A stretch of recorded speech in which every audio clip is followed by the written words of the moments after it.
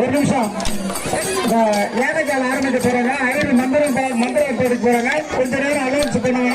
அவங்க ஆரம்பிக்கிட்டு அப்புறமா பண்ணலாம்.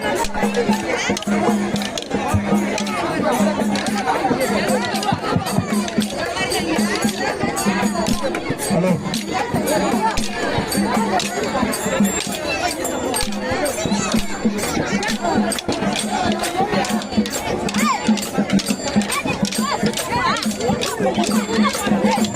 அண்ணாண்ட பக்தகோடி பெருமக்களே, இப்பொழுது சக்கரத்தாழ்வார் சுவாமிக்கு அபிஷேக ஆராதனை ஹோமங்கள் எல்லாம் நடக்க போகுது.